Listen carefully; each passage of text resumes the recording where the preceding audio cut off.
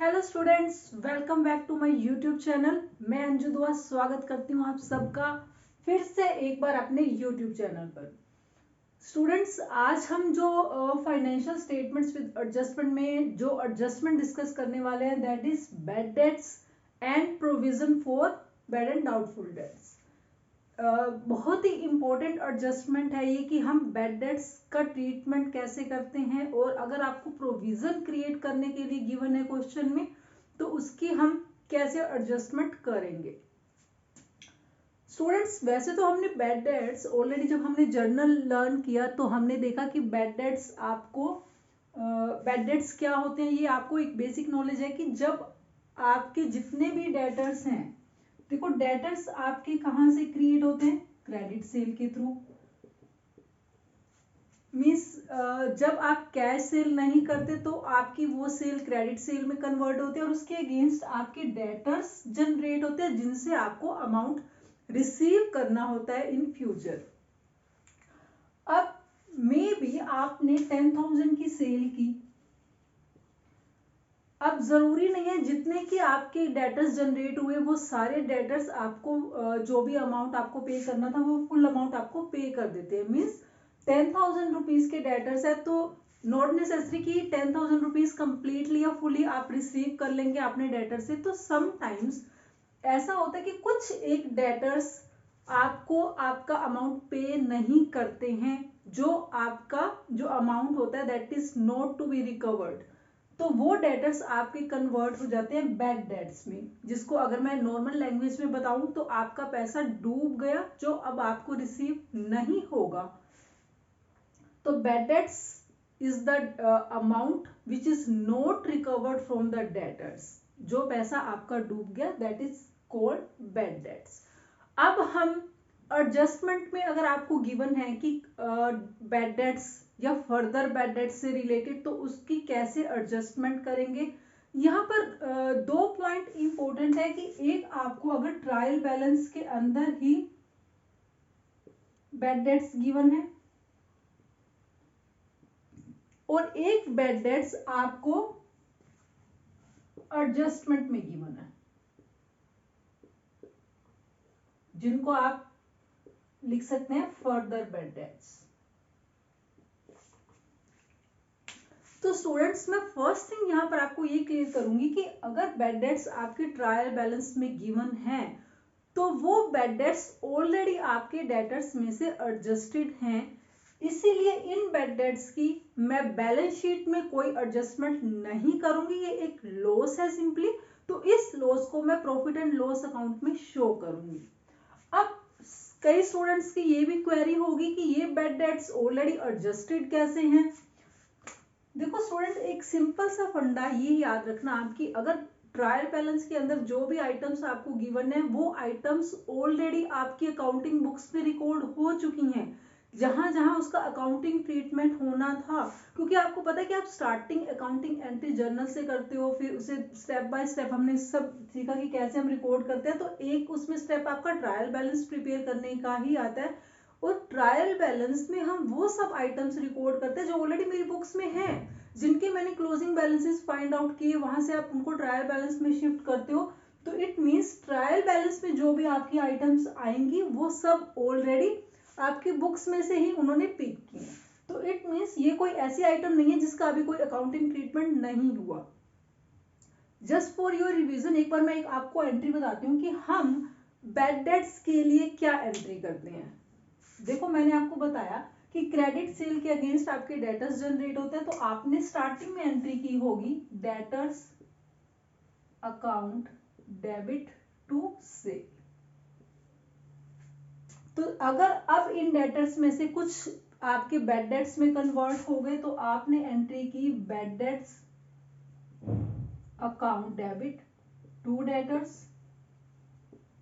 जितने के bad debts हो गए मींस वो पैसा तो अब आपको रिकवर होगा नहीं, तो रिमेनिंग जो भी बैलेंस है वो डेटर्स के अगेंस्ट आप रिसीव कर लेंगे। तो आप उसके लिए भी एंट्री नोट कर सकते हैं कि cash account debit to debtors.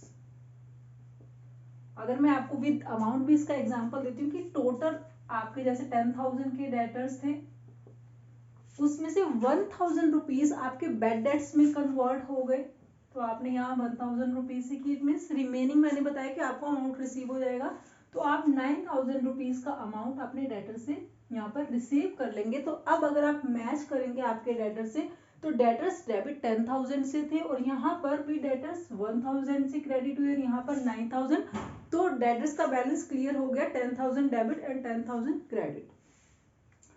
अब क्योंकि ये ऑलरेडी एंट्री रिकॉर्ड हो चुकी है तो डेटर्स यहाँ पर डिक्रीज कर दिए, तो इट मीन्स इसका इफेक्ट ऑलरेडी बैलेंस शीट में आ चुका है। आपकी बैलेंस शीट में जो भी डेटर्स गिवन थे उसमें से ये बैड डेट्स आप माइनस कर चुके हैं, क्योंकि ये एंट्री ऑलरेडी हो चुकी है मेरी बुक्स में। अब यही वाले बैड डेट्स मैंने ट्रायल बैलेंस में डाल दी कि 1000 रुपीज के मेरे बैड डेट्स हो गए और बाकी बैलेंस शीट में ऑलरेडी वो डेटर्स में एडजस्ट हो चुकी है। तो इसीलिए फर्स्ट पॉइंट कि अगर ट्रायल बैलेंस के अंदर आपको बैड डेट्स गिवन है तो उसका आप कोई डबल एंट्री शो नहीं करेंगे, उसको आपको एक ही जगह पर शो करना है, that is a loss and that will be shown in profit and loss account. अब हम आ जाते हैं second point, that is further bad debts.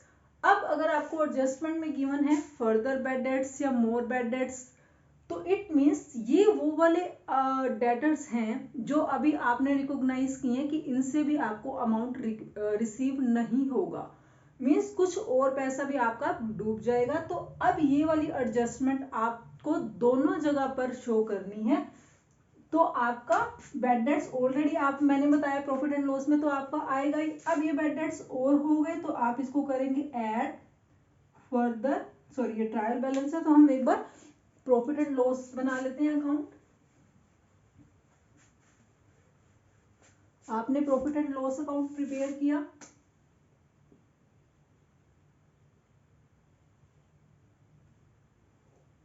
This is debit side and this is credit side.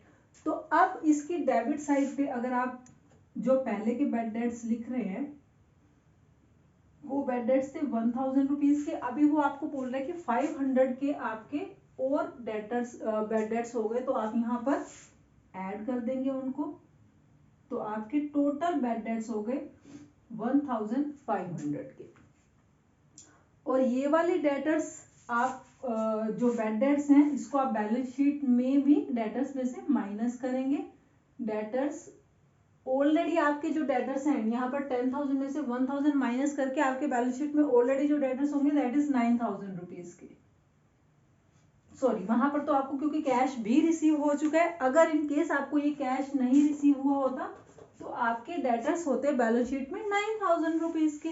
अब इसमें से क्योंकि हमने रिकॉग्नाइज की कि 500 रुपीज के और बैड डेट्स हो गए, तो अब वो बैड डेट्स आप इसमें से माइनस करेंगे, लेस बैड डेट्स ऑफ ₹500। तो आपके जो अब ये 8500 के होंगे दैट इज गुड डेट्स। ये डेटर्स वो है जिनसे आपको नेट अब अमाउंट रिसीव हो जाएगा। तो आपको पॉइंट जो कंसीडर करना है कि अगर आपको एडजस्टमेंट में फर्दर बैड डेट्स गिवन है तो वो बैड डेट्स आपको अपने प्रॉफिट एंड लॉस में भी शो करने हैं, जिसका ट्रीटमेंट क्या होगा कि ऑलरेडी जो बैड डेट्स गिवन है प्लस में ऐड फर्दर बैड डेट्स करेंगे। तो एक तो आपने बैड डेट्स टोटल यहाँ पर शो कर दिए, सेकंड डेटर्स जितने भी थे आपकी बैलेंस शीट में उसमें से जो फर्दर बैड डेट्स हैं जो अब रिकॉग्नाइज हुए हैं कि ये भी आपको रिकवर नहीं होगा अमाउंट, तो इट मीन्स डेटर्स उतने अमाउंट से आपके डिक्रीज हो जाएंगे। तो बैड डेट्स का जो ओवरऑल आपने एडजस्टमेंट देखा that is in 2 places, first in profit and loss account, जो भी बैड डेट्स ऑलरेडी थे उसमें आपने किया add further bad debts. Next in balance sheet debtors में से आप फर्दर बैड डेट्स के अमाउंट को माइनस करेंगे, तो ये आपका हो जाएगा डेटर्स, नेट डेटर्स। अब हम बात करते हैं प्रोविजन फॉर डाउटफुल डेट्स की। जब मैं बात करती हूँ प्रोविजन फॉर डाउटफुल डेट्स की तो इट मींस ये प्रोविजन भी हम देखो, एक तो कंफर्म हो गया कि ये बैड डेट्स हो गए जिसको हमने एज ए लॉस शो कर दिया और बैड डेटर्स में से माइनस भी कर दिया, बट जितने डूब गए वो तो हमें कंफर्म है, लेकिन उसके बाद भी जो डेटर्स हैं उसके लिए भी मैं कुछ प्रोविजन क्रिएट करके चलूंगी कि मे बी जो अमाउंट अभी मुझे डेटर से रिसीव नहीं हुआ उसमें भी पॉसिबिलिटी है कि कुछ अमाउंट आपको फ्यूचर में फिर से रिसीव ना हो। तो इस लॉस को बियर करने के लिए मैं एक प्रोविजन ऑलरेडी क्रिएट कर लेती हूँ। अब प्रोविजन आपको वैसे ऑलरेडी हम क्लियर कर चुके हैं कि प्रोविजन एक ऐसा अमाउंट है जो आप प्रॉफिट में से पहले ही अलग कर लेते हैं to meet the future uncertainties, but वो अनसर्टेनिटीज आपकी मतलब नॉन अनसर्टेनिटीज होती है। जैसे मैंने आपको बताया, हमें पता है कि कुछ अमाउंट डेटर्स में से आपको फ्यूचर में रिसीव नहीं भी हो सकता, आपको पता है। सेम एज इट इज आपको ये भी पता है कि आपको कुछ डिस्काउंट भी देना पड़ सकता है डेटर्स को, तो वो भी एक प्रोविजन आप क्रिएट करेंगे। बेसिकली प्रोविजन आपकी नॉन लायबिलिटीज के लिए होता है, जो आपको पता है कि फ्यूचर में ऐसी पॉसिबिलिटी हो सकती है। बट रिजर्व के केस में वो हमारा नॉन लायबिलिटीज नहीं होती, बट एक फ्यूचर की जो एक्सपेक्टेशन है कि कुछ भी अनसर्टेनिटी हो सकती है, तो उसके लिए हम रिजर्व क्रिएट करते हैं। तो प्रोविजन और रिजर्व में बेसिक डिफरेंस है ये कि प्रोविजन आपको जो नॉन लायबिलिटीज के लिए क्रिएट करना होता है, but reserve is not for non liabilities. अब मैंने आपको बताया, हम वापस अपने पॉइंट पे आते हैं कि अगर हम provision for doubtful dates create करेंगे तो इट मीन्स है कि मुझे अभी भी अनसर्टेनिटी है कि जितने भी डेटर्स हैं उसमें से अभी भी कुछ एक डेटर्स ऐसे होंगे जो आपको फ्यूचर में पैसा नहीं पे करेंगे, तो उसके लिए मैं एक प्रोविजन क्रिएट करके चल रहूंगी। वो प्रोविजन आपको गिवन हो सकता है may be 2%, may be 5%, may be 10%। तो जितना भी आपको प्रोविजन क्रिएट करने के लिए बोला गया होगा वो आप डेटर्स पर क्रिएट करेंगे। But the main thing is कि आपको कौन से डेटर्स पर वो प्रोविजन क्रिएट करना है। स्टूडेंट्स, यहाँ पर इंपॉर्टेंट पॉइंट ये है कि जो आप प्रोविजन क्रिएट करेंगे वो आप अपने गुड डेटर्स पर क्रिएट करते हैं, क्योंकि बैड डेटर्स तो ऑलरेडी आपने उसमें से डिडक्ट कर दिए हैं, वो तो ऑलरेडी मतलब लॉस में चला गया, ऑलरेडी आपका पैसा वो तो डूब गया, तो उसको तो मैं भूल ही जाऊंगी। अब जो बाकी के डेटर्स बचे जिनको हम गुड डेटर्स बोलेंगे, उनमें भी कुछ पॉसिबिलिटी है कि पैसा ना आए, तो उसके लिए मैं प्रोविजन क्रिएट करती हूँ, प्रोविजन फॉर डाउटफुल डेट्स। और ये एक मतलब कह सकते हैं कि हमें कंपलसरी क्रिएट करना ही होता है, क्योंकि अगर आपकी क्रेडिट सेल है तो मीन्स डेटर्स है, तो अब उसमें से पॉसिबिलिटीज भी होंगी कि उनमें से कुछ पैसा या कुछ अमाउंट आपको रिकवर नहीं हो, इसलिए प्रोविजन हम ऑलवेज क्रिएट करके चलते हैं अपने गुड डेटर्स पर। अब बात आती है कि वो प्रोविजन का अकाउंटिंग ट्रीटमेंट हमें कैसे करना है। अब let's see with about the provision for doubtful debts.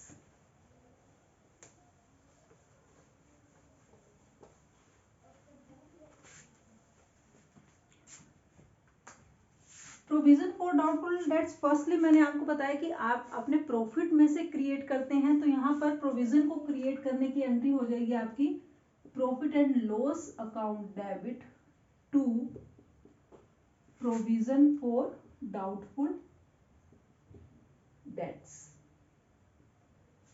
आपने जो भी प्रोविजन क्रिएट करना है वो अपने प्रॉफिट में से ही क्रिएट करेंगे। अब आपको क्वेश्चन में अगर गिवन है कि 5% का आपको डेटर्स पर प्रोविजन क्रिएट करना है।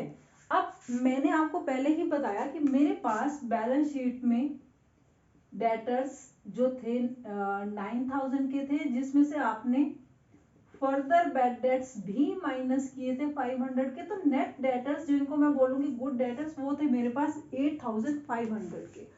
अब मुझे जो प्रोविजन क्रिएट करना है, suppose it is given that 5% provision to be created on debtors, तो ये 5% प्रोविजन मुझे इस अमाउंट पर क्रिएट करना है, क्योंकि अब मेरे लिए जो गुड डेटर्स है दैट इज फॉर ₹8,500। मैं प्रोविजन क्रिएट करूंगी इस अमाउंट पर, तो उसके लिए आपकी एंट्री होगी profit and loss account debit to provision for doubtful debts. अब टर्न आती है कि मैंने एंट्री तो बता दी, लेकिन इसकी अकाउंटिंग क्योंकि एडजस्टमेंट में अगर गिवन है, यहाँ पर भी फिर से 2 पॉइंट आएंगे कि ये आपको एडजस्टमेंट में गिवन है या फिर ऑलरेडी ट्रायल बैलेंस में आपका एक प्रोविजन क्रिएट किया हुआ है। इफ ट्रायल बैलेंस में आपको प्रोविजन क्रिएट करके गिवन है तो वो आपका ऑलरेडी इट मीन्स एडजस्टेड है सब कुछ अमाउंट, तो उसको हम अभी कंसीडर नहीं करेंगे पॉइंट को। मैं बात कर रही हूँ कि अगर आपको एडजस्टमेंट में गिवन है कि प्रोविजन फॉर डाउटफुल डेट्स आपको क्रिएट करना है, तब आप क्या अकाउंटिंग ट्रीटमेंट करेंगे, उस अमाउंट को कहाँ कहाँ एडजस्ट करेंगे। तो फर्स्ट, क्योंकि आपने एक प्रोविजन प्रॉफिट एंड लॉस में से क्रिएट किया, तो इसके फर्स्ट एडजस्टमेंट आप प्रॉफिट एंड लॉस अकाउंट में करेंगे, जिसको आप यहाँ पर to provision for doubtful debts show करेंगे। एंड सेकंड, बैलेंस शीट में भी आपको ये प्रोविजन माइनस करना पड़ेगा जो आपने क्रिएट किया। 8500 पर आपने 5% का क्रिएट किया तो वो अमाउंट आपका आ जाएगा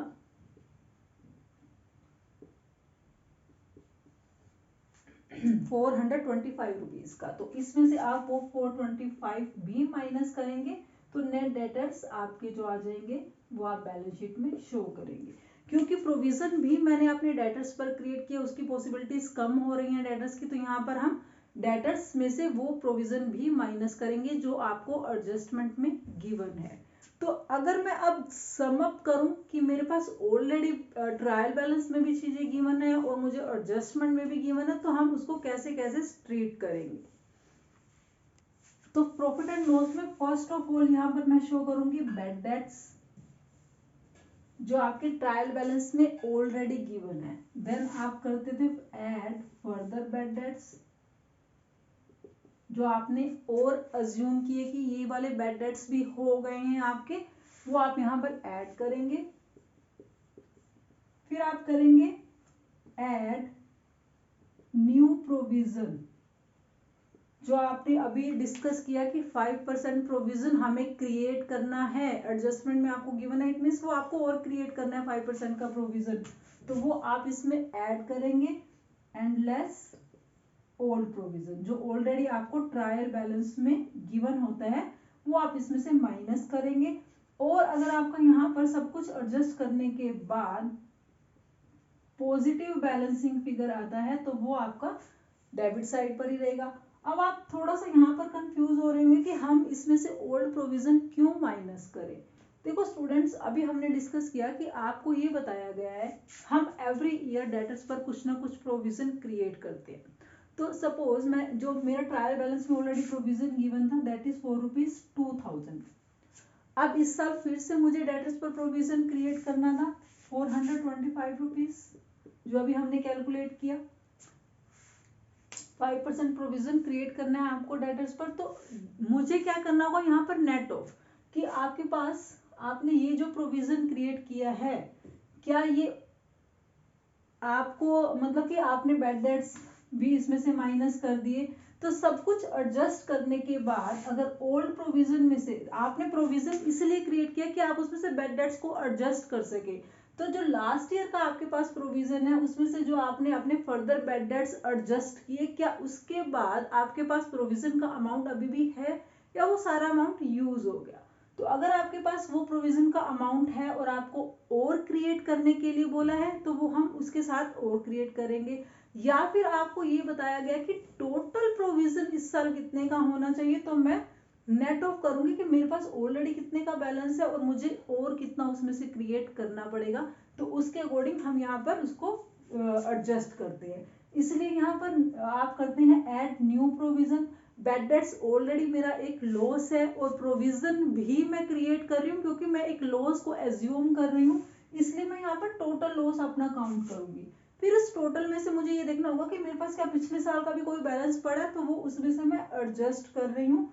तो यहाँ पर आप ऐड न्यू प्रोविजन करेंगे क्योंकि वो एक नया लॉस भी आप ले रहे हैं साथ में, और मेरे पास जो ओल्ड लॉस है उसको उसमें से मैं माइनस कर दूंगी। तो यहाँ पर आपका जो नेट लॉस आ जाएगा प्रॉफिट एंड लॉस के अंदर। इन केस आपका न्यू प्रोविजन आपने ऐड किया और ओल्ड प्रोविजन माइनस करने के बाद आपका नेगेटिव बैलेंस आ रहा है, मीन्स ऑलरेडी आपके पास एक्सेस प्रोविजन है। जैसे मैंने आपको बताया कि आपके पास 2000 का प्रोविजन है और आपको 425 क्रिएट करने के लिए बोला है। हम यहाँ पर एज्यूम करते हैं कि लास्ट ईयर मैंने 2000 का प्रोविजन क्रिएट किया, उसमें से कोई भी बैड डेट्स नहीं थे, तो ये 2000 का पूरा मेरे पास अभी भी प्रोविजन बचा हुआ है। मुझे 425 क्रिएट करने के लिए बोला, तो मैं अब और क्रिएट नहीं करूंगी क्योंकि ऑलरेडी मैं एक्सेस में ही चल रही हूँ। तो यहाँ पर जो भी आपका बैलेंस है वो आपके लिए एक टाइप से प्रॉफिट हो जाएगा, नेट बैलेंस, क्योंकि 2000 का प्रोविजन तो मेरा ऑलरेडी है, मुझे 425 क्रिएट करना है, तो मैं इस 425 को एडजस्ट करने के बाद और अगर बैड डेट्स भी हैं उनको एडजस्ट करने के बाद मेरा नेगेटिव बैलेंस आ रहा है, तो वो आप क्रेडिट साइड पे लिखेंगे प्रॉफिट एंड लॉस अकाउंट। तो ये था ओवरऑल एक bad debts and provision for doubtful dates के लिए एडजस्टमेंट। जिसे हम एक एग्जाम्पल की हेल्प से भी सॉल्व करेंगे, जो हम नेक्स्ट वीडियो में करेंगे। तब तक take care, thank you, bye bye.